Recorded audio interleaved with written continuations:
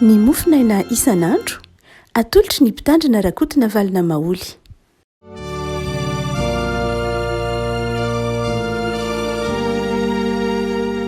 Fanarahabatsika revako malala tratra ity talata fa 4 ny volana ny jona ity.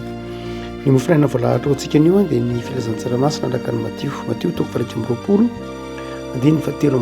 ka hatramin'ny fa 7 Matio toko 20 andiny fa 7 ka hatramin'ny fa 7 amin'aran'i Jesosy. Ary rehefa tafiditra teo ankianjan'ny tempoly Jesosy ka nampianatra dia nanatona azy ny lohan'ny mpisorona sy ny loholona ka nanao hoe fahefana manahoana no anaovanao zao, ary iza no nanome anao zao fahefana izao. Ary Jesosy namarika nanao taminy hoe izaho kosa nitananareo zavatra railoha, ary raha hovalianareo zany izaho kosa dia laza aminareo zay fahefana anaovako zany. Ny batisan'i Jaona avy taiza moa? Avy tany an-danitra va sa avy tamin'ny olona? Ary izy ireo ny ara-saina ka nanao hoe raha ho lazaintsika hoe mantsy avy tany an-danitra dia ho valiany hoe isika ka nahoana no tsy mino azy ianareo? Ary raha ho lazaintsika hoe kosa avy tamin'ny olona dia matahotra ny vahoaka isika satria ataon'izy rehetra ho mpaminany Jaona. Dia namaly an'i Jesosy izy ka nanao hoe tsy fantatray. Dia Jesosy taminy izaho koa tsy laza aminareo zay fahefana anaovako zany. Ray maso anao manamasinana ny fahamarinana ny tenina fahamarinana. Amen. Mitovitovy amin'ny malagasy ihany havako ny fomba fiadevitry ny jiosy. Eto dia nametraka fanontaniana tamin'ny Jesosy zany reto mpanorata-dalàna sy tompon'andraikitra ambony tamin'ny mpisorona tao anatin'ny tempoly, ny hoe fahefana avy aiza na fahefana manahoana na no ahafahanao manao an'izao. Dia tsy namaly Jesosy fa fanontaniana no navaliny Jesosy azy. Fanontaniana saingy fanontaniana koa ny valiny. Io indraindray fomba fanaontsika ihany amin'ny kolontsaintsika ny hoe fanontaniana dia mivaly fanontaniana. Ihany metraka fanontaniana hoe fataiza ianao dia mavaly manao hoe fanahoana kay. Mety fomba mahazatra ny tatsinanana tahaka antsika ihany koa zany matetika hoe alohan'ny ametrahana ilay fanontaniana dia fanontaniana aloha ny valiny. Fa tahakevitra ihany zay atakarahantsika fa ny zavatra nitranga tamin'ny andron'ny Jesosy dia tsy hoe mora akory ny non'ny olona ny Jesosy. Betsaka ireo olona zay tsy nanaiky an'i Jesosy mihitsy ho tompo sy mpamonjy. Maro aza no nanakina azy ary indrindra ireo avaram-pianarana, ireo mpitondra, ireo mpanapa-kevitra tao amin'ny fiarahamonina dia tsy nino ny mpaminany na ny mahamesi any Jesosy. Eto ary dia nivalin'ilay fanontaniana dia tsy namaly Jesosy. Jesosy manao hoe za koa tsy laza aminareo ny momba izao fahefako izao hoe avy aiza na inona ny dikany dia tsy laza ho Jesosy. Izay manaitra revako malala dia hoe nahoana ary Jesosy no ametrahana fanontaniana dia tsy nilaza ny valiny. Nahoana izy no tsy nilaza tamin'ireto tompon'andraikitra ambony, loholona, mpisorona, mpanapa-kevitra tao amin'ny tempoly reto, nahoana izy tsy nilaza ny valim-panontaniana, tsy nanome ny valim-panontaniana fa niteny manao hoe za dia tsy laza aminareo zay fahefana anaovako zao, asa mahagaga na zao, asa fitoriana ataoko zao. Roa ny antony revako malala. Ny valiny voalohany dia satria fanontaniana tsy mitombona. Satria fanontaniana tsy mitombona ary fanontaniana tsy mampandroso.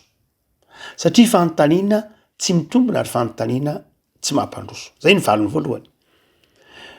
Matetika revako malala dia misy olona na tahaka izany eo anivon'ny fiarahamonina mametraka fanontaniana tsy mampandroso tahaka izany. Ary Paoly efa nilazany io tamin'ny Timoty manao hoe tandreminao tsara ny mandany andro amina fanontaniana tsy mampandroso. Fanontaniana tsy mampivoatra, fanontaniana zay miaro fandrika fitsapana kanefa tsy mitondra fandrosoana na inona na inona. Ataony hoe fanontaniana daladala. Izay tsy mampandroso, tsy mampandroso na ny miaino azy na ny mametraka na ny ametrahana fanontaniana. Betsaka amin'izao ohatra masina ny karazana fanontaniana ataontsika hoe tsy mampandroso tahaka zany, tahaka ny hoe iza ary zany nahary an'Andriamanitra, raha Andriamanitra ny nahary zao rehetra zao de iza ny nahary an'Andriamanitra. Fanontaniana tsy mampandroso mihitsy satria ny fiandohana de eo amin'Andriamanitra, eo amin'Andriamanitra natomboka fiandohana dia fanontaniana tsy mampandroso zany. Na koa hoe iza no vadin'ny Kaina, fanontaniana be deaibe tahaka zany tsy mampandroso. Misy isan-karazany reo fanontaniana zay hitantsika hoe natahaka zany koa ny hoe raha Andriamanitra ny rain'i Jesosy, Andriamanitra ny rain'i Jesosy anatria de iza zany ny renin'i Jesosy. Misy karazana fanontaniana tsy mampandroso tahaka reny zay tsy zava-dehibe. Matoa tsy nylazain'ny tsoatra masina de tsy zava-dehibe, tsy hoe tsisy valiny fa tsy zava-dehibe, tsy mampandroso. Ary io ny afaka malala de mandrakariva ny fanontaniana tsy mampandroso tahaka reny dia apetraky ny olona zay mihevitra ny tena no manan-tsaina. Matetika ny fanontaniana tsy mampandroso tahaka reny dia fanontaniana apetraky ny olona izay tsy vonona mihitsy ny ataontsika hoe androso aza. Fa fanontaniana miaro fandrika, fanontaniana izay miaro eso zany indraindray, fanontaniana zay apetraky ny olona miseho mahay na fanontaniana miseho maranitra, te atao hoe mahataka-javatra, te atao hoe mahalala mihoatra noho ny hafa. Ary io tsy amy lafiny ratsoatra masina ihany io fa na amin'ny fiainana andavanandro mihitsy aza de misy karazana fanontaniana tahaka zany. Karazana fanontaniana tsy mampandroso, tsy heviny fa fanontaniana karazan-drazana te aneo fotsiny ho mahalala, ho mahiratra, ho maranitra tahaka zany. Ary dia tsy namaly Jesoa, tsy namaly Jesoa, tsy hoe ratsy fanahy Jesoa. Jesoa tsy hoe nanambany ny mpametraka fanontaniana na nanao valiteny anavona, fa nasehon'i Jesoa ny finiavany hiresaka. Matoa izy nametra-panontaniana dia nasehon'i Jesoa ny finiavany hiresaka, nasehon'i Jesoa ny mampampianatra azy koa nefa ny mampampianatra manan-tsaina azy, mahazanak'Andriamanitra io fa ny anehony tamin'ireto olona reto fa tsy hoe bado akory Jesoa, tsy hoe azo fandriana akory Jesoa, fa vao mainka aza dia raha azo lazaina tsorona dia nakatson'i Jesoa tao anatin'ny fanontaniana zay napetrany any ireto olona reto. Zay mahandriamanitra ny Jesoa moa. Ary io teotrindra mandrakariva de hitantsika koa amin'ny mpanompon'Andriamanitra, hitantsika amin'ny fiangonana ny hoe ny fiangonana dia tsy miditra ao anatina fanontaniana tsy mampandroso zandra ny tokony ho izy. Ary io efa nytenenin'i Jesoa manao hoe ny fahendrena de avy any ambony, ary ny fanahan'Andriamanitra de mametraka fahendrena eo ambava ny fiangonana, eo ambavan'ny mpanompon'Andriamanitra, ka matetika izy ireny dia amin'ny ankapobeny izy ireny dia mahafantatra hoe isika de mahafantatra hoe fanontaniana tsy andaninandro zany, fanontaniana tsy mampandroso zany. Ary mandrakariva ny mpanesoeso ny fiangonana, ny mpanesoeso ny mpino, ny mpanesoeso ny kristianina dia von'ny heviny ihany tahak'izay mitranga am'ireto olona sy mpanoratan-dalàna ireto, tsy mahavalina inona na inona akory. Otsika manao hoe lay ny antony tsy namaliany Jesoa azy dia fanontaniana tsy mampandroso, tsy mampivelatra, tsy mitondra na inona na inona. Fa ny antony faharoa koa zany afaka malala dia fanontaniana tsy tokony hipetraka satria efa fantatra raha teo ny valiny. Efa fantatra raha teo ny valiny. Fanontaniana zany hoe efa fantatra ny valiny fa inina tsy hivaliana. Raha ohatra ka eo amin'ny tontolon'ny jiosy zany de afaka malala de zao, misy karazana ministera telo lehibe amin'ny andron'i Jesoa moa zany efatra eo izy, fa ny telo ny tena matetika avao resaka. De ny ministeran'ny na ny ofisy na ny fanompon'ny mpanjaka, io efatra any amin'ny testamenta taloha, ny fanompon'ny mpisorona, dia ny fanompon'ny tamin'ny andron'i Jesoa dia nisy fanompona anankiray lehibe de ny fanompon'ny raby, ny fanompon'ny mpampianatra. Ary ny faefatra de ny fanompon'ny ny mpaminany. Reto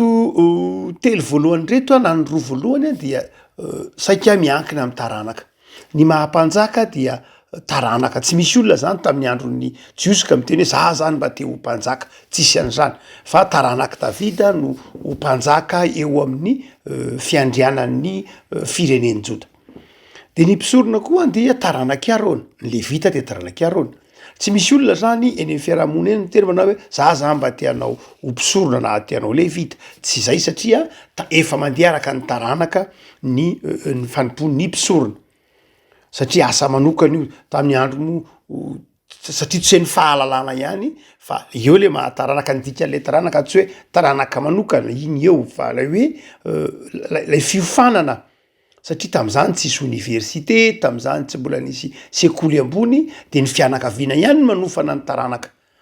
dia tsy hay vetivety zany asa mpisoronana zany raha tsy efa miainga avy any amin'ny taranaka misy tsy pirin-javatra be de be ao am'zany fisoronana zany fa tsy hoe ay manokana ary tsisy toerana ianarana zany raha tsy ao anatin'ny fisoronana ihany ao anatin'ny tempolo anatin'ny fiainam-pianakaviana zay mahatonga an'io hoe tena ny fianakavian'ny mpisorona ihany no tonga mpisorona ary tsy io tsy amin'ny hoe mpisosorona ihany fa na ny mpandrafitra koa aza de ny fianakavian'ny mpandrafitra ihany no tonga mpandrafitra tahaka an' Jesoa mpandrafitra ndrainy de mpandrafitra izy zany tahaka an'zay tahaka ny asa maro fa ireto kosa misy asa manokana ny fanompon'ny mpaminany a dia tsy taranaka akory ny mpaminany a de tsy taranaka fa olona fidian'Andriamanitra tsotra fotsiny zao olona tsy ampoizina olona zay tendren'Andriamanitra ka metrahany fanahiny de iny atao hoe mpaminany iny atao hoe mpaminany zay irahan'Andriamanitra hitondra ny teniny irahan'Andriamanitra ilaza ny hafany ilaza ny maizy azy ilaza fampahafantarana ny olona ny sitrapon'Andriamanitra dia iny ny mpaminany iny olona iny na ny mpaminany dia mandrakariva mety olona ambony ary izy ndraindray tahaka andry Isaia mety olona tsotra mpiandrondry na mpitiaviavy tahaka andro Hosea ambandry Amosa mety olona tsy fantatra anarana akory raha tsy zava-dehibe ao amin'ny fiarahamonina tahaka andry ataovy hoe tahaka andry Naoma na ry Obady olona tsy de fantatra akory aza ny mombamomba azy fa ny afatra netiny no any ahatserovana azy satria olona tsy de malaza loatra ao amin'ny fiarahamonina izy fa ny afatra entiny no afantarana azy no zany dia ny mpaminany ninin'Andriamanitra mihitsy olona zay tsy ampoizina Jaona mpanao batisa dia tahaka zany koa tsy hoe olona ambony be marina fa zanaka mpisorony Jaona mpanao batisa zanaka mpisorona zanaka Zakaria sy Elizabeta fa na izany ana dia olona ao anatin'ny tokotanin'ny fisoronana ihany zany Jaona fa na izany ana tsy de hoe olona ambony be tahaka ny Isaia izy zay fantatsika tsara na tahaka andry Jeremia koa aza fa mety olona tsotra mihitsy ny mpaminany mety olona tsotra ny mpaminany no zany dia raha raisina ho mpaminany Jesoa dia tsy misy olona mametra-panontaniana mihitsy amin'ny mpaminany manao hoe fahefana avy aiza no ahafahanao maminany fa mpaminany de irahan'Andriamanitra maminany fotsiny zao miaino ny olona miaino izy tsy miaino ny olona tsy miaino izy fa ny mpaminany de efa nytenen'ny tompo tahaka ny teny tamin'ny Isaia mpaminany manao hoe na tamin'ny Jeremia manao hoe mandehana lazao ihany na iaino izy na tsy iaino izy de zao mafy no fiantsonao fa aza atao malemy tsy misy olona metra-panontaniana amin'ny mpaminany manao hoe fa inona no avy aiza ianao mety tsara ihany ny olona tamin'ny andron'ny Jeremia na tamin'ny andron'ny Ezekiela mety tsara ihany ny olona hoe marina sa tsy marina zany faminaniana zany sy ny sisa rehetra fa zao tsy mametra-panontaniana mihitsy io tsy afaka manakombana ny vava-mpaminany fa mpaminany de miteny eny amin'ny rehetra eny arak'izay tenenan'ny tompo azy miaino ny olona de miaino tsy miaino olona de tsy miaino no zany tsy adevitra mihitsy amin'ny hoe fahefana avezana ny mpaminany fa ny feoan'ny mpaminany no ahafantarany olona ny afatry ny mpaminany de mandray ny olona sasany tsy mandray ny olona sasany tahaka izay ny tranga tamin'ny Jaona mpanao batisa de manisy mandray rehefa naminany Jaona mpanao batisa nilazany amin'ny avian'ny fanjakan'Andriamanitra nilazany amin'ny avian'i Jesoa de niaino ny vahoaka fa tsy nisy nametra-panontaniana tamin'ny Jaona mihitsy manao hoe fahefana avy aiza no ny avianao satria fantatra fa mpaminany izy ary izay no mahatonga ny hoe mahatonga ny Jesoa miteny hoe ina moa no antony nametrahanareo fanontaniana nametra-panontaniana tamin'ny Jaona anganareo ndrazanao nga nametra-panontaniana tamin'ny Malaki rehefa tsy mino fotsiny ny olona ny afatry ny mpaminany de tsy mino ny olona misy fotoana ny afatry ny mpaminany tsy ninony olona mihitsy ohatra hoe bokyny Amosa-paminany i Amosa-paminany nge tsy avy hatrany de ninony olona bokyny Amosa-paminany nge tsy avy hatrany de neken'ny olona nekeno soratra masina ohatra anjato taona teoriana vao tanteraka amin'ny faminaniny Amosa zay vao nisy nietreritra manao hoe efa nisy mpaminana nafaratsika an'izao no zany dia tsy ny fametrahana fanontaniana hoe fahefana vezany zava-dehibe fa ny fahatsapahan'ilay olona ny akon'ilay faminaniana eo anivo ny fiarahamonina de rehefa hitany zany Jesosy fa mahataona olona enon'ny olona dia tsy mipitraka lay fanontaniana hoe fahefana avy aizy fa zavatra efa tefa mandeha ho azy zany teo amin'ny jiosy fa ny ministera fahefana de ny raby ny ministerany raby io vaovao be vao ty amin'ny alokely amin'ny androny Herôda na alokely azy no vo tena nipotra le tsoina hoe fahendren'ny raby na ny mpampianatra fa ny raby dia mandrakariva io mena fahefana io zany aza itendreny izy io zay mampampianatra azy zay misy mpiantoka misy mpampianatra tahaka am Paoly zao dia raby satria nisan'ny Gamaliela zay niantoka sy nampianatra azy fa i Jesosy kosa de tsy zay Jesosy dia raha raisina ho raby izy dia iza ny nampianatra azy afta izy zay natonga ny retametaky fanontaniana hoe fahefana avy aiza fa tsy de zay loatra akory no namaika an Jesosy amaly azy hoe izy moa no ampianatra eo zanga tahaka ny Paoly ka nampianariny Gamaliela na tahaka zany fa raha napetraka ao raby Jesosy de fantatra zany hoe taiza iza ny ray aman-dreny ny taiza sy nan'olokolo azy fa izao fantatry reto olona reto tsara fa Jesosy dia zanaky Josefa sy Maria ny taiza azy dikan'izany efa fantatra ny valiny efa fantatra fa ny anarana hoe raby de napetraky ny fiarahamonina tamin'i Jesosy fantatry ny rehetra fa noho ny fahendren'i Jesosy noho ny fanahy masina tao am' Jesosy de napetraky ny olona ho raby izy satria toteny izy fa mpaminany izy noho zany dia fanontaniana efa fantatra ny valiny fa mpaminany Jesosy fantatra ny valiny dia tsy namaly Jesosy satria fantatra ny valiny ho tsika manao hoe amin'ny tety tsotra masiny ty dia mampianatra atsika zany lafiny zavatra pratika tsotra amin'ny fiainana ndraindray amin'ny lafiny fiainana andavanandro amin'ny lafiny ara-pinoana amin'ny lafiny ataontsika hoe finoana sy fivavahana dehibe eo anatin'io baiboly io ny karazam-panontaniana zay tsy mampandroso na fanontaniana efa ao ihany ny valiny fa initsika tsy vakina initsika tsy enony efa ao anatin'ny soratra masiny ihany valiny tokony fantatsika fa ny fanontaniana rehetra mahakasika ny finoana ka mampandroso de ao anatin'ny soratra masiny io ny valiny fa ny fanontaniana izay mahakasika finoana ka tsy ilaina ny fivavahana ka tsy ilaina tsy mampandrosona inana dia tsy ao anatin'ny baiboly ny valiny ampetsika ny baiboly ahafahantsika mandroso amin'ny finoana ahafahantsika mahafantatra n'Andriamanitra ahafahantsika mahafantatra ny tenatsika ampetsika ny baiboly ndavantsika ravaka malala itodika manokana am'lay loha hevitra ny teneny ny volana jona hoe mampanjaka ny fahefany ny tompo zavatra roa no tsoatsika ravaka malala am'ty andininy ty de zao Jesosy de tena manana fahefana ary ny fahefan'i Jesosy dia fahefana avy amin'Andriamanitra ny valy tenin'ny Jesosy de manazava fa tsy voafetrany olombelona ary tsy takatry ny saina ny fahendren'i Jesosy tsy nitsinina ny faharanita-tsainan'ny olombelona tsy nitsinina ny fahazavan-tsainan'ny olombelona manoloana ny fahendrena sy ny fahazavan-tsainan'Andriamanitra ao am' Jesosy ary dia ny maranitra indrindra tamin'ny fotoanandro ny mpisorona ny olona dia io fa nanoloana ny fahazavan-tsaina sy ny fahendren'i Jesosy ary ny fahefan'i Jesosy de zao tsy nanakavaly